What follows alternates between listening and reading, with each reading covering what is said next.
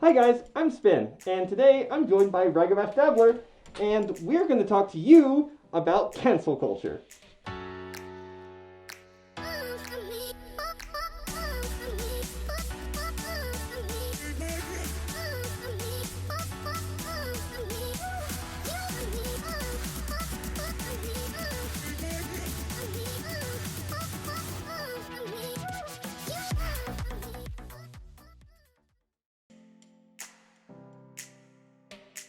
So, what is cancel culture?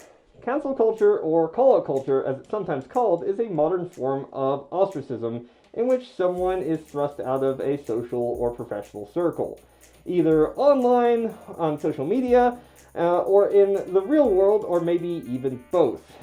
Those who are subject to this ostracism are said to be canceled.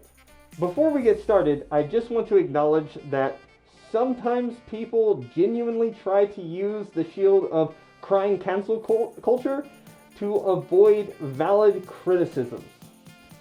Those people are bullshit.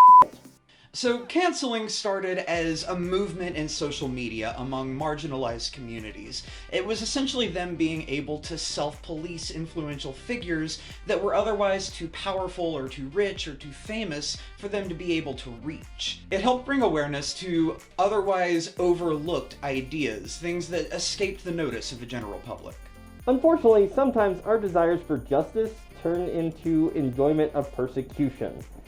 This is also known as Schadenfreude. This ideology is prevalent when you know that someone has made a mistake and they fully apologized for that mistake, and yet they're kept down on their knees nearly permanently. This demonstrates a desire for punishment, but not rehabilitation, which is often the pitfall of this particular case, in which the tool is utilized for personal gratification instead of the betterment of society it was designed to protect. Sometimes we forget that justice is a matter of degree, and not every crime deserves the same penalty. As such, cancel culture has become much more akin to colonial witch hunts. So when Spyn says witch hunt, what he means is the process of sort of rounding up the cavalry and going after somebody usually with little to no evidence. The most common form of this is when somebody makes a social media post or a comment and it comes off as hate-filled or insensitive. But then the public opinion goes from criticizing the idea to condemning the person. Now, undoubtedly, some actions and ideas do deserve immediate and strong condemnation.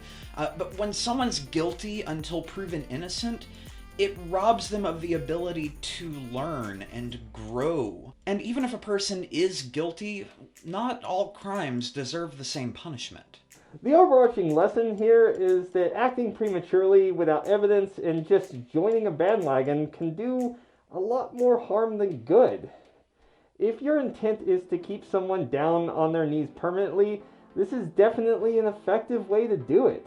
However, if your goal is for that person to grow as an individual and learn lessons from the mistakes they've made, then there's just far better ideologies and methodologies out there to utilize. Another criticism of cancel culture is that it creates one-sided arguments and opinions that are not allowed to be disagreed with, or in some cases, even talked about. This is because when cancel culture is utilized to silence dissent, silences the argument and silences the debate.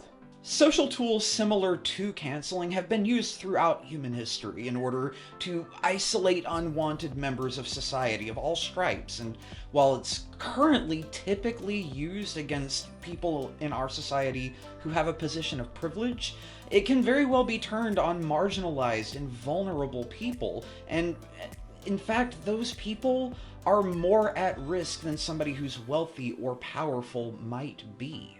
Sadly, in the court of public opinion, the standard for evidence is rather low. And this is due in part to the instinct to protect, but when that instinct runs wild, it can become destructive. While it is admirable that you want to protect other people, especially the more vulnerable individuals, it is especially important that you do proper research into any given incident. After all, the best way to defeat a bad idea is with a better idea. So, at the end of the day, is cancel culture necessary? Yes. However, if it's used irresponsibly, can it be destructive? Yes. Ultimately, it's up to us as consumers of social media and custodians of the public discourse to use our powers for good. It's important that we do not rely upon hearsay, but rather do our own research. If we are willing to do this, then we will be able to utilize cancel culture the way it was originally intended. If you take one thing away from this video, we would like you to understand that cancel culture is just a tool. And the problem is when the tool is misused. Anyway, guys, thank you so much for watching the video. Remember to like, subscribe, hit the bell, leave comments down below if you agreed with us, if you disagreed with us, anything at all. We'd love to hear your feedback.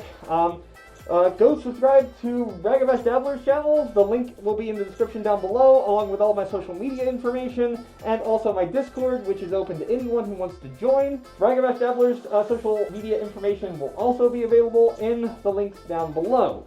So please go give him a like. We will be doing another video on his channel sometime later this week, I believe.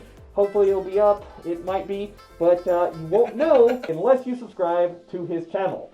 Again, thank you guys so much for the continued love and support that you've given to me over the past year and something that we've operated this channel. We're going really strong, and I hope that at some point soon we'll be able to reach 5K. That's our next goal, and then after that 10, and who knows, maybe even 50.